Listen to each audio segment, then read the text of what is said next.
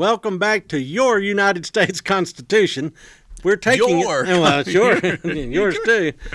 All right, so we're taking the United States Constitution line by line. I'm Don Frazier. This is Paul Fabrizio, and we are now into the 14th Amendment, but we've broken the 14th Amendment into 6 parts, and 6 segments. Right. And we're now in the 5th of those 6 segments. Right, and this is Section 3. Section 3. Okay, and this deals with Confederate officials. Okay. I know something about those. No person shall be a senator or representative in Congress or elector of president and vice president or hold any office, civil or military, under the United States or under any state who, having previously taken an oath as a member of Congress or as an officer of the United States or as a member of any state legislature or as an executive or judicial officer of any state to support the Constitution of the United States, shall have engaged in insurrection or rebellion against the same, or given aid or comfort to the enemies thereof.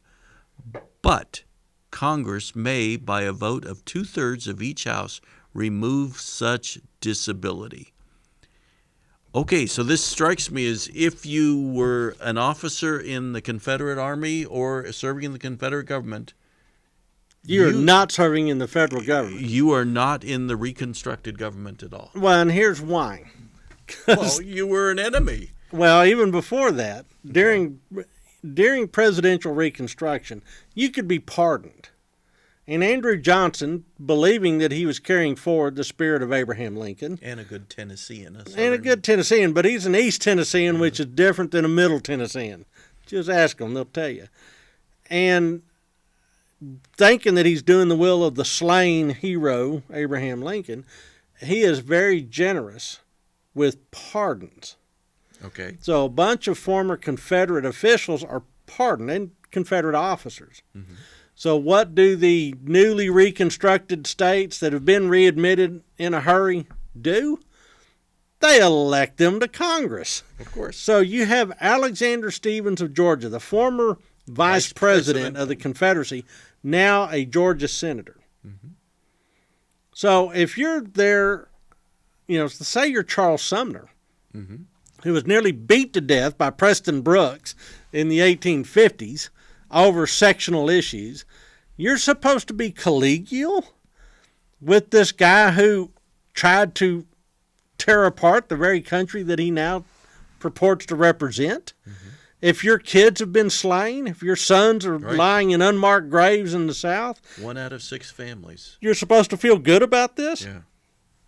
Under no circumstances. And so the Southerners thought they were being sly. Mm-hmm. by doing this, and it came back to bite them. And the radical Reconstruction element said, told you, you can't trust those guys. Those guys are all a bunch of snakes, and all they're trying to do is subvert the victory that we have brought about. So if you had anything to do with the Confederacy, no matter what, you're done, unless 2/3 of Congress decide you're okay. Okay, I'm looking at this in a different way. Presidential power versus congressional power. Oh, sure, absolutely. The president pardoned people. Is this amendment taking away that pardon? It absolutely is. And then to get that pardon restored, you have to go to Congress, not the president. And get permission. So this is a theft of presidential power. Absolutely. Clear presidential power. The Constitution mentions the president can pardon.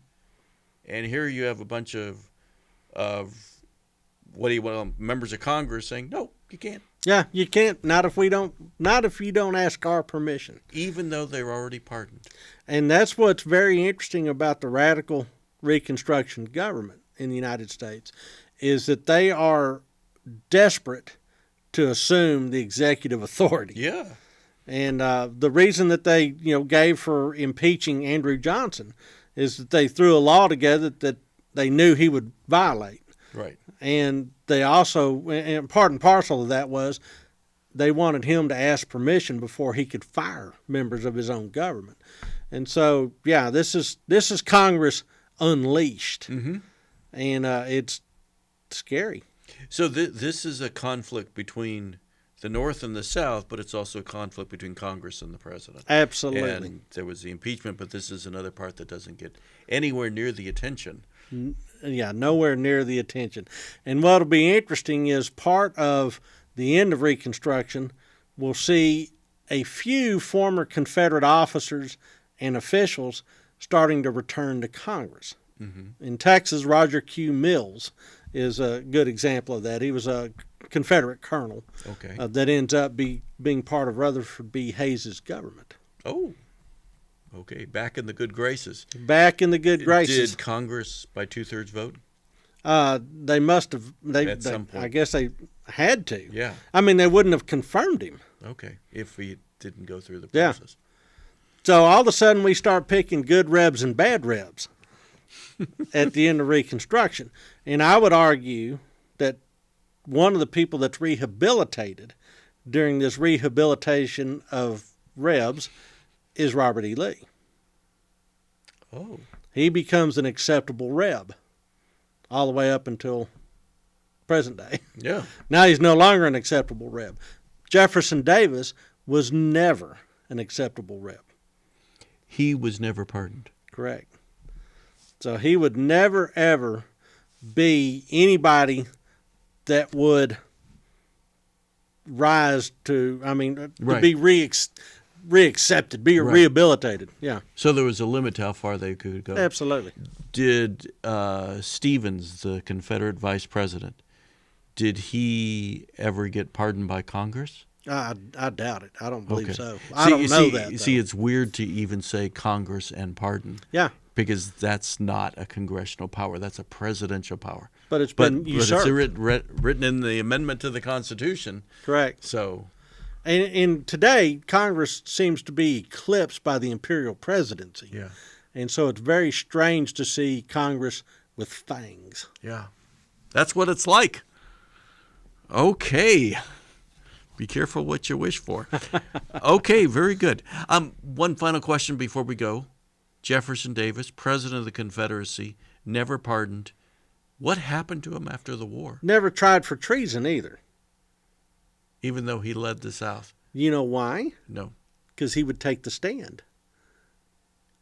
And he would make a constitutional argument for why what he did was justified and constitutional. And all the people that were lined up to prosecute that case said, we can't beat him. We can't disassemble that argument. So if you give him a forum, it'll be ugly. So just don't charge him with Don't charge him. Just let him fade into obscurity. They gave him the worst kind of punishment. They took away his microphone. So whatever happened to him? Well, he retires back to Mississippi, goes back and tries to make a go of it as a planter back on his plantation Briarfield. And that just doesn't really thrive in the new economic environment. And there were some floods and things that were also mitigating factors. So essentially he retires to write his memoirs. And he writes his memoirs. The rise and fall of the Confederate government, and they are impenetrable. I mean, they are thick and tough to wade through, but he makes his constitutional argument in his memoirs. Okay. At the end of that process, he tells anybody that will listen, let's just get on with it. The new reality is what the new reality is. So he's not a bitter old man. He is sorry that things turned out the way they did, but his message to future generations is just get on with being Americans. Because remember, before Jefferson Davis was the president of the Confederacy, he was perhaps one of the most American of American senators. So American that he was, Secretary of War. Right. He's a hero from the Mexican War, helps design the U.S. Capitol that you look at today. Right. I mean, this guy had some great American credentials. Then he has that Confederacy thing. Then he says, and we were right.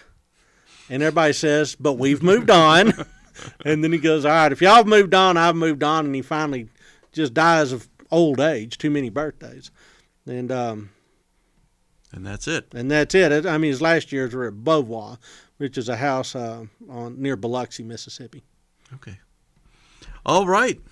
There you go. There you Former go. Confederate officers. The Unforgiven, Jefferson Davis. All right.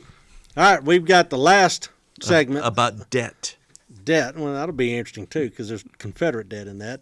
That's what we'll talk about next time.